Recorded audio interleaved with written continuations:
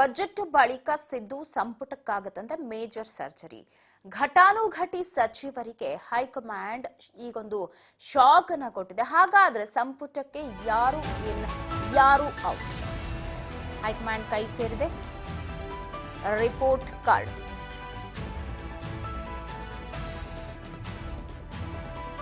High command ಕೈ ಸೇರಿದೆ ಸಚಿವರ ರಿಪೋರ್ಟ್ ಕಾರ್ಡ್. 7 ಸಚಿವರನ್ನ ಕೈ ಬಿಡೋದಿಕ್ಕೆ ಹೈಕಮಾಂಡ್ ಚಿಂತನೆಯನ್ನ ನಡೆಸಿದೆಯಂತೆ. ಇದರಲ್ಲಿ ಯಾರು ಇರ್ತಾರೆ, ಯಾರು ಹೋಗ್ತಾರೆ ಅನ್ನೋದೇ ಕುತೂಹಲ. ಸಿಎಂ ಆಪ್ತ ಸಚಿವರಿಗೂ ಈಗ ಢವ ಶುರುವಾಗಿದೆ. ಯಾಕಂದ್ರೆ ಅವರ ಸ್ಥಾನಕ್ಕೂ ಕೂಡ ಕುತ್ತು ಬಂದಿದೆ.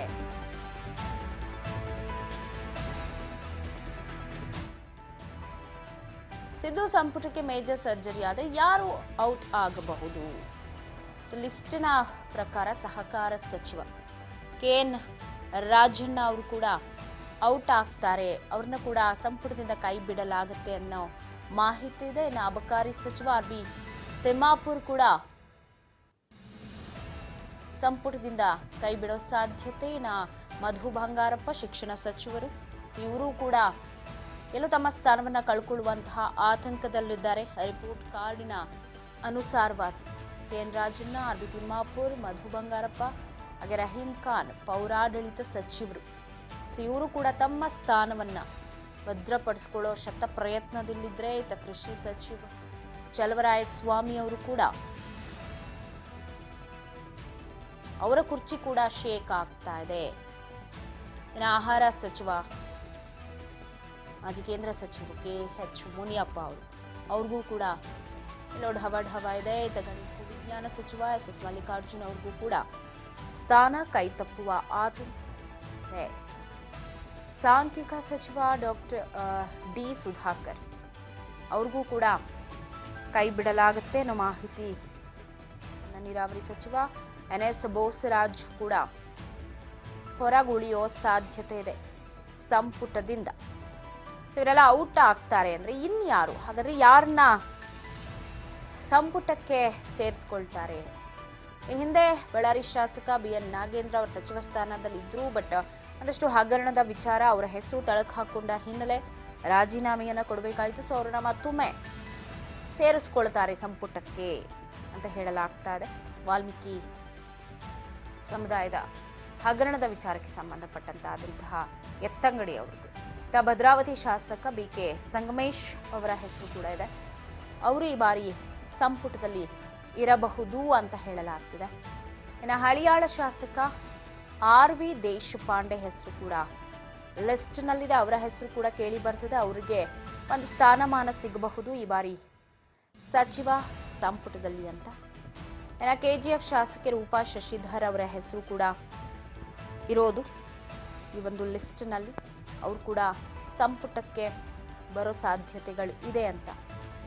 ಇನ್ನು ವಿಜಯನಗರ ಶಾಸಕ M ಕೃಷ್ಣಪ್ಪ ಇವರ ಹೆಸರು ಕೂಡ ಇದೆ.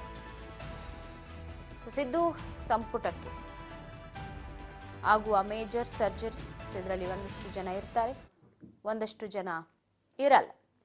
ಬಗ್ಗೆ ಮತ್ತಷ್ಟು ಅಪ್ಡೇಟ್ಸ್ ಅನ್ನ ಕೊಡ್ತಾ ಹೋಗ್ತಾರೆ ಪ್ರತಿನಿಧಿ ಬಸವರಾಜ್ ಫೋನ್ ಸಂಪರ್ಕದಲ್ಲಿದ್ದಾರೆ.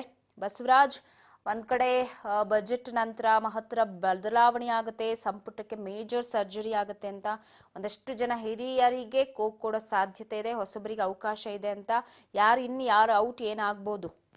ಪವಿತ್ರ, ಈಗಾಗಲೇ ಕಾಂಗ್ರೆಸ್ ಸರ್ಕಾರದಲ್ಲಿ ಸಂಪುಟ ಸರ್ಜರಿ ಮಾಡಬೇಕು ಅನ್ನುವಂತ ನಿಟ್ಟಿನಲ್ಲಿ ಸಾಕಷ್ಟು ಪ್ರಯತ್ನಗಳು ಕೂಡ ಸಾಗಿರ್ತಕ್ಕಂಥದ್ದು. ಸಚಿವರ ಕಾರ್ಯವೈಖರಿ ಪಟ್ಟಿಯನ್ನು ಕೂಡ ಈಗಾಗಲೇ ಹೈಕಮಾಂಡ್ ನಾಯಕರಿಗೆ ರಾಜ್ಯ ನಾಯಕರಾಗಿದ್ದ CM ಸಿದ್ದರಾಮಯ್ಯ ಅವರು, DCM DK ಶಿವಕುಮಾರ್ ಅವರು ಕೂಡ ಸಲ್ಲಿಸಿರ್ತಕ್ಕಂಥದ್ದು. ಹಾಗಾಗಿ ಸಚಿವರ ಕಾರ್ಯವೈಖರಿ ಪಟ್ಟಿ ಕೂಡ ಹೈಕಮಾಂಡ್ ನಾಯಕರಿಗೆ ತಿಳಿದಿದೆ. ಮತ್ತೆ ಮುಂದಿನ ಒಂದಿಷ್ಟು ಪಕ್ಷ ಸಂಘಟನೆಗೋಸ್ಕರ ಈಗಿರ್ತಕ್ಕಂಥ ಸಚಿವ ಸಂಪುಟದಲ್ಲಿ ಇರ್ತಕ್ಕಂಥ ಕೆಲವೊಂದಿಷ್ಟು ಸಚಿವರನ್ನ ಕೈ ಬಿಡ್ಲಿಕ್ಕೆ ನಿರ್ಧಾರ ಕೈಗೊಂಡಿದ್ದಾರೆ ಅನ್ನುವಂತ ಮಾಹಿತಿ ಸಿಗ್ತಾ ಇದೆ. ಸುಮಾರು 7 ಜನ ಸಚಿವರನ್ನ ಕೈ ಬಿಟ್ಟು ಹೊಸ ಶಾಸಕರಿಗೆ ಮತ್ತು ಹೊಸ ನಾಯಕರಿಗೆ ಕೂಡ ಸಚಿವ ಸಂಪುಟದಲ್ಲಿ ಅವಕಾಶ ಕೊಡಬೇಕು ಅನ್ನುವಂತ ನಿಟ್ಟಿನಲ್ಲಿ ಕೂಡ ಸಾಕಷ್ಟು ಸಿದ್ಧತೆ ನಡೆಸಲಾಗ್ತಾ ಇದೆ ಅನ್ನುವಂತ ಮಾಹಿತಿ ಕೂಡ ತಿಳಿದು ಬರ್ತಾ ಇದೆ. ಈಗಾಗಲೇ ಯಾವ ಸಚಿವರನ್ನ ಕೈ ಬಿಡಲಾಗುತ್ತೆ, ಯಾವ ಸಚಿವರನ್ನ ಯಾವ ಶಾಸಕರನ್ನ ತೆಗೆದುಕೊಳ್ಳಲಾಗುತ್ತೆ ಅನ್ನುವಂತ ನಾವು ನೋಡ್ತಾ ಹೋದ್ರೆ ಒಂದ್ ಕಡೆ ಪಕ್ಷದಲ್ಲಿ ಅಂದ್ರೆ ಚುನಾವಣೆ 2023 ವಿಧಾನಸಭೆ ಚುನಾವಣೆ ಆದ ಬಳಿಕ ಆಗಿರ್ಬೋದು, ಮತ್ತೆ ಲೋಕಸಭೆ ಚುನಾವಣೆ ಆಗಿರ್ಬೋದು, ಆಗಿರುವಂತಹ ಪಕ್ಷದಲ್ಲಿ ವಾತಾವರಣ ಈಗ ಸದ್ಯಕ್ಕಿಲ್ಲ.